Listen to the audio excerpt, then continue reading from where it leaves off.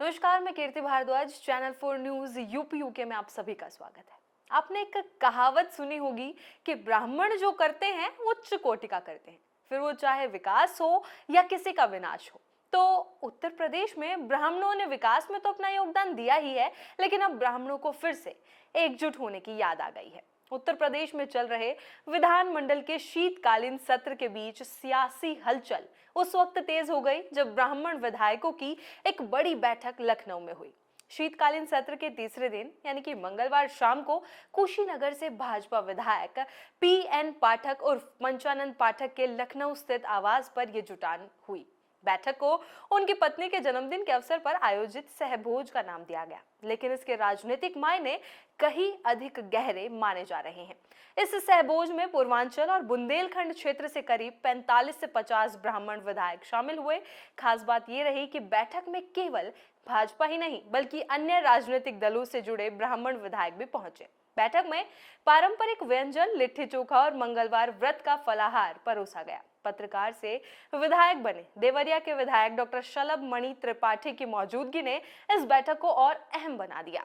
बैठक की अगुवाई मिर्जापुर से विधायक रत्नाकर मिश्रा और विधान परिषद सदस्य उमेश द्विवेदी ने की। सूत्रों के मुताबिक बैठक में ब्राह्मण समाज की मौजूदा राजनीतिक स्थिति और सत्ता संगठन में उसकी भूमिका को लेकर खुलकर चर्चा हुई। विधायकों ने कहा कि जातिगत राजनीति के मौजूदा दौर में कई जातियां सत्ता और संगठन में प्रभावशाली बन गई है, लेकिन ब्राह्मण समाज धीरे धीरे हाशिए पर चला गया है।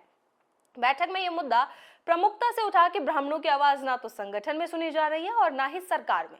विधायकों का कहना था कि समाज के मुद्दों को लगातार अनदेखा किया जा रहा है।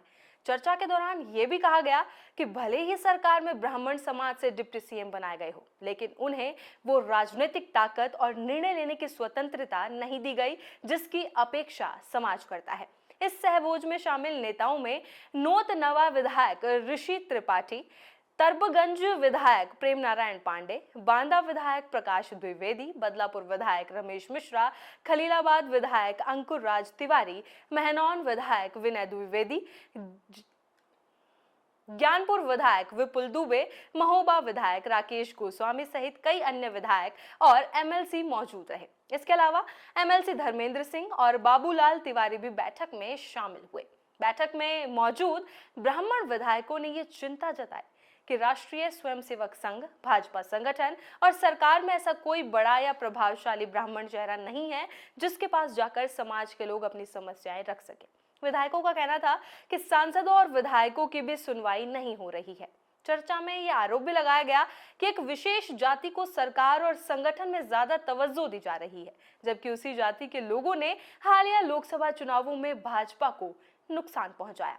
विधायकों ने यह भी कहा कि ब्राह्मणों की जनसंख्या उस जाति से अधिक है, इसके बावजूद समाज को लगातार नजरअंदाज किया जा रहा है। बैठक में इस बात पर भी असंतोष जताया गया कि भाजपा संगठन में ब्राह्मण पदाधिकारियों की संख्या लगातार कम की गई है, जिससे समाज में नाराजगी बढ़ी है। बैठक के दौरान भाजपा के ब्राह्मण नेता सुनील भराला का मुद्दा भी उठा। भराला ने भाजपा प्रदेश अध्यक्ष पद के लिए नामांकन दाखिल करने की तैयारी की थी और उनके पास पर्याप्त संख्या में प्रस्तावक भी थे। जानकारों का कहना है कि समाज को उचित प्रतिनिधित्व न मिलने की नाराजगी के चलते ही उन्होंने ये कदम उठाया था। हालांकि पार्टी नेतृत्व के हस्तक्षेप के बाद अंतिम समय में उन्होंने नामांकन दाखिल नहीं किया। बैठक में यह तय किया गया कि ब्राह्मण समाज की एकजुटता को और मजबूत करने के लिए जनवरी महीने में एक और बैठक बुलाई जाएगी। अगली बैठक में समाज के राजनीतिक और सामाजिक हितों को लेकर आगे की रणनीति तय करने पर विचार किया जाएगा। राजनीतिक विश्लेषकों का मानना है कि यह बैठक भाजपा और योगी सरकार के लिए एक संकेत है। ब्राह्मण समाज लंबे समय से भाजपा का परंपरागत वोट बैंक रहा है। जब पार्टी उत्तर प्रदेश में कमजोर स्थिति में थी, तब भी ब्राह्मण समाज का बड़ा हिस्सा भाजपा के साथ खड़ा रहा। लेकिन बीते कुछ वर्षों में समाज के भीतर उपेक्षा और असंतोष की भावना गहराती जा रही है। विश्लेषकों के मुताबिक इटावा कथावाचक चोटी कांड के बाद ब्राह्मण समाज में नाराजगी और बढ़ी। उस घटना के बाद ब्राह्मण बनाम यादव संघर्ष की चर्चा तेज हुई, लेकिन मौके पर कोई बड़ा ब्राह्मण नेता नहीं पहुंचा।